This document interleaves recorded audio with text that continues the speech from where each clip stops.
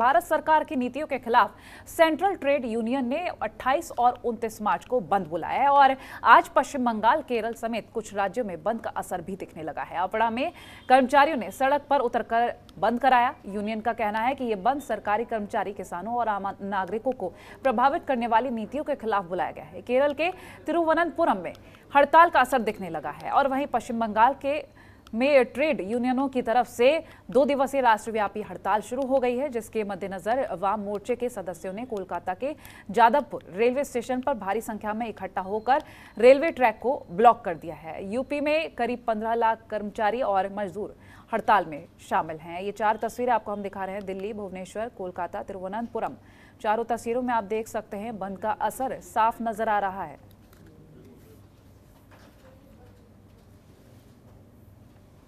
Bank, railway पर बड़ा असर पड़ेगा।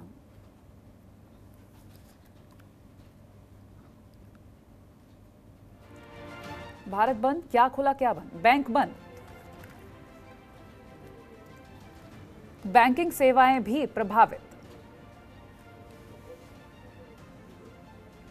ट्रांसपोर्ट सर्विसेज प्रभावित, बिजली सप्लाई प्रभावित हो सकती है, स्कूल कॉलेज खुले,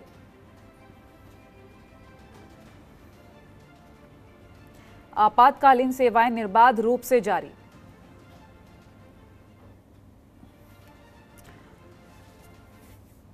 ममता हमारे साथ जुड़ गई अधिक जानकारी के लिए। ममता, भारत बंद का असर देखने को मिल रहा है। दिल्ली से भी तस्वीरें देखी हैं, तिरुवनंतपुरम की तस्वीरें हमने देखी। फिलहाल क्या कुछ जानकारी है? जी बिल्कुल, देखिए भारतीय ट्रेड यूनियन ने ये घोषित किया है, 2 दिनों के बंद का आह्वान किया है। जो बैंक है वो भी बंद रहेंगे, यानी कि जिसको भी बैंकिंग का कामकाज है उसको लेकर भी लोगों को समस्याओं का सामना करना पड़ेगा। आज और कल 2 दिनों का बंद का आह्वान किया गया है।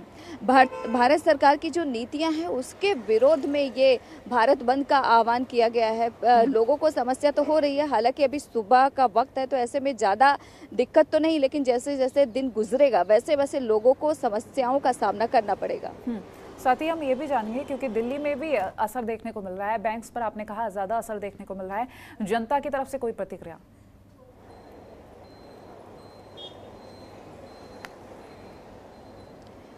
जी बिल्कुल, देखिए लोगों की अगर बात करें वो कहीं ना कहीं समस्याओं का सामना तो करेंगे, क्योंकि भारत बंद का आह्वान किया गया है और बैंकिंग सेक्टर में आज और कल मुमकिन है कि 2 दिन कोई कामकाज नहीं होगा। ऐसे में अगर बैंक से संबंधित किसी को कोई काम होगा तो उनको बैंक का आज के दिन तो कम से कम अवॉइड करना चाहिए, बैंक नहीं जाना चाहिए, क्योंकि यदि वहाँ जाते भी हैं तो उनका काम होने वाला नहीं है।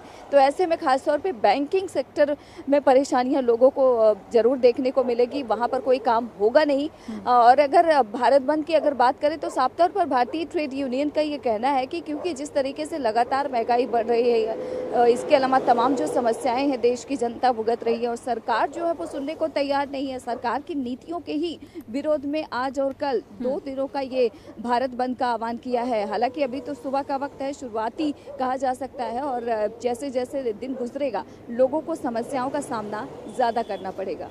चलिए, और साथ ही हम ये भी जानेंगे, क्योंकि 28 और 29 मार्च जब भारत बंद ऐसा बुलाया गया है तो फिर क्या कुछ लोगों को परेशानी ना हो, इसको लेकर कोई इंतजाम या कोई तैयारी?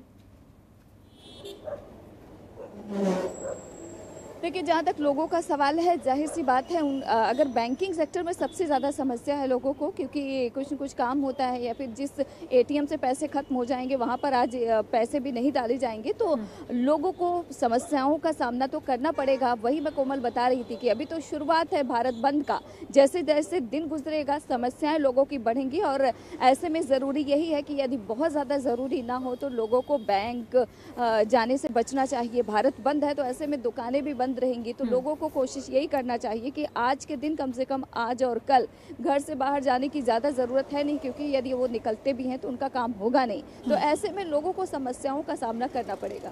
चलिए, बहुत शुक्रिया ये जानकारी हमसे साझा करने के लिए। खबरों के निष्पक्ष विश्लेषण के लिए सब्सक्राइब करें Jantantra TV and press the bell icon. Never miss any update.